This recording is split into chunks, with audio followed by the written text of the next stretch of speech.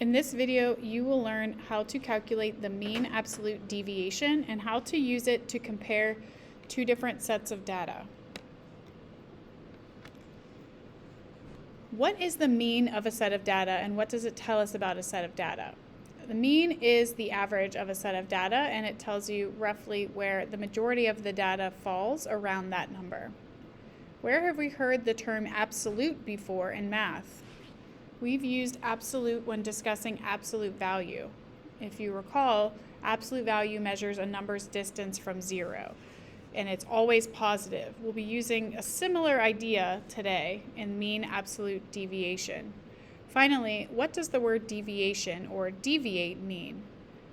It means to stray or to go away from.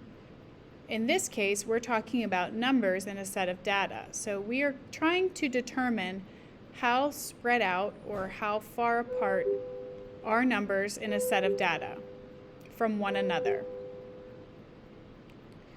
Why do we need the mean absolute deviation? A lot of statistical measurements use different types of calculations to determine how valid a something is. For example, research results or test results. You use a lot of different type of statistical calculations to determine a summary of that data to kind of be able to summarize your results. So here are just a few examples of instances where we use the mean absolute deviation in real career fields.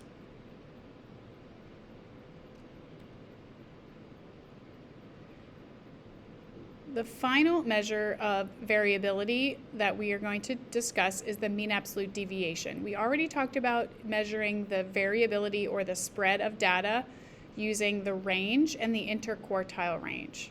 The mean absolute deviation evaluates how far each data value in a set of data is from the mean. And then it takes that and averages those distances together. So the best way to think about the mean absolute deviation is the average spread of the data set.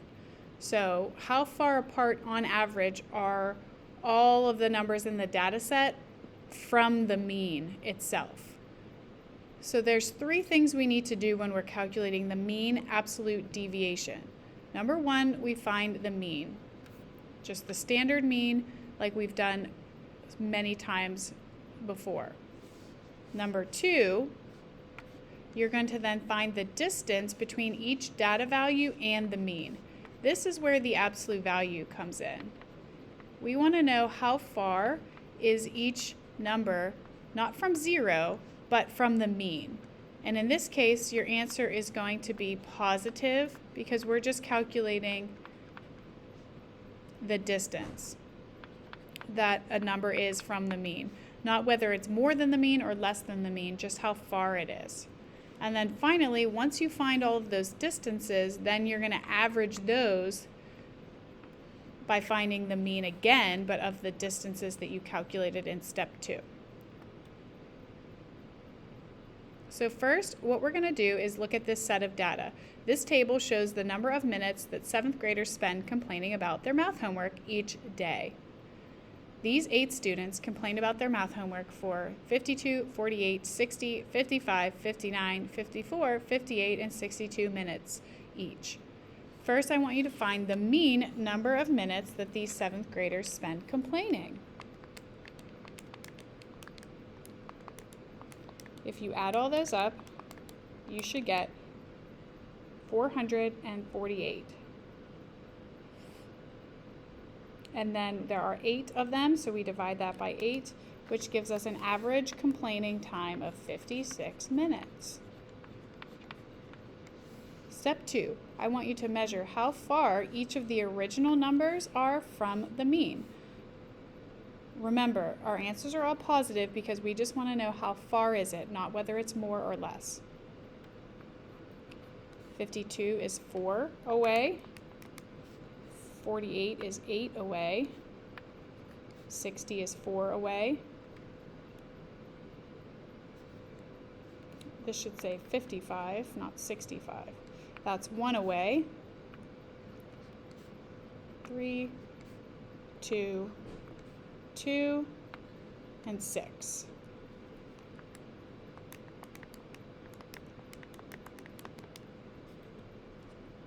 Now we're going to find the mean of those distances. So add those numbers together, 4 plus 8 plus 4 plus 1 plus 3 plus 2 plus 2 plus 6. That gives us a total of 30. And again, divide that by 8 because there's 8 distances. And that gives us a mean absolute deviation of 3.75 minutes.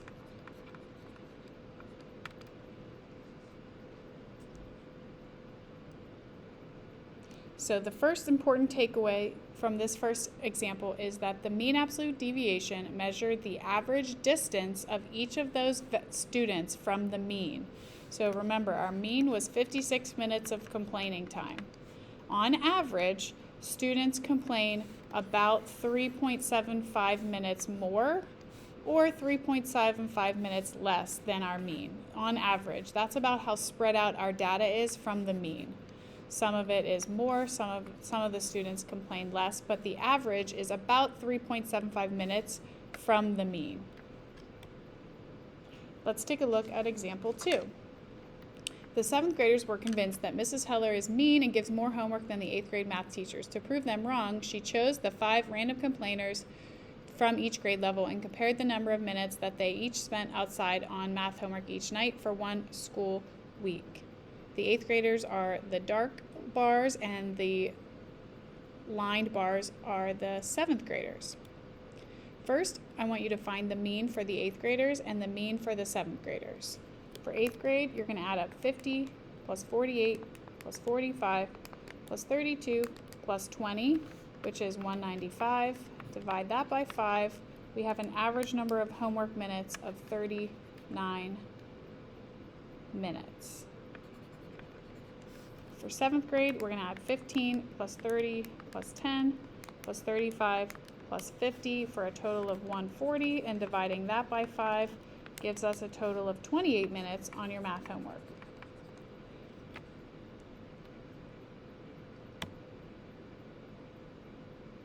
Now that we have those two, we're going to do the same thing we did in the first example and calculate the distances each of those are from the mean. So we said for 8th grade we had a mean of 39, and for 7th grade we had a mean of 28. So from 39, 50 is 11 away. 48 is 9 away. 6, 7, and 19. For 7th grade, we have a distance of 13 away. 15 is 13 away from 28. 2 away. 18. 7. And 22. The mean absolute deviation for 8th grade we get by adding 11 plus 9 plus 6 plus 7 plus 19, which is 52. Dividing 52 by 5 gives us 10.4 minutes on average from the mean, which we said was 39 minutes. So on average, students spend about 10.4 minutes more or less than the mean in 8th grade. The mean absolute deviation for 7th grade we get by adding 13 plus 2 plus 18 plus 7 plus 22, which is a total of 62. And when we divide that by 5, we get 12.4. So on average, 7th graders spend about 12.4 minutes more or less than their mean, which we said was 28 minutes. What does that tell us about our two sets of data? This does not tell us which grade level has more homework. The mean does. The mean would tell you which grade level has an average of more homework. We said the mean for 8th grade was 39 minutes, and the mean for 7th grade was 28 minutes. The mean would tell you that 8th grade spends on average more time completing their homework. The mean absolute deviation tells us which grade level receives a more consistent amount of homework. The grade level with the lower MAD has a less spread or more consistent amount of homework. That was 8th grade. They get a more consistently higher amount of homework every night. And the one with the higher mean absolute deviation, that was 7th grade, we had 12.4 for our mean absolute deviation. That means that on average, we have more difference between how much time is spent on homework than the 8th graders. So some students spend more time on homework and some students spent less time on homework in 7th grade. The difference between one student to another is more spread out in 7th grade than in 8th grade. They're more likely to spend about the same amount of time on their homework. To determine which grade level receives more homework, you could just use the mean or the median, which we just talked about. For our final part of this lesson, there's one specific student who simply will not let it go and vows to collect data proving Mrs. Heller is wrong. This student finds one 7th grader who claims to spend 2.5 hours or 150 minutes every day on math homework. Recalculate the 7th grade MAD from example number 2, including this student. Before we do that, let's make a prediction. Will adding an outlier of 150 minutes change our mean absolute deviation? A little, a lot, not at all, and why? Now let's find the mean for 7th grade, adding in that outlier. So we had 15 plus 30 plus 10 plus 35 plus 50 plus 150. Now that we add that in, we have a total of 290 divided by 6 students now. Oops, this should go down here. Which gives us an average of 48.3 repeating minutes spent on homework. So we'll round that to just 48 minutes. Now that our mean for 7th grade is all the way up to 48, remember it used to be 28, but this person claiming to spend 150 minutes on math homework has made our mean go significantly higher. 48 is 33 away from 15. It's 18 away from 30. It's 38 away from 10. 13 away from 38. 2 away from 50. And 102 away from 150. Now that we have these new distances, when we calculate the mean absolute deviation this time, you can tell just by looking at the numbers that it's way more spread out. If you add all those numbers together, you get 206. Divide that by 6, you get about 34.3. That's a much higher MAD than our original one, which was 12.4 minutes. So that outlier changed our MAD pretty significantly from 12.4 up to 34. Why did it change it so much? Well, we had added an outlier. Now the data is way more spread out, which means that the consistency is going to be even less between the students who are completing their homework for a variety of number of minutes. So the MAD is greatly affected by outliers since it is also based on the mean of the data set, which is also affected.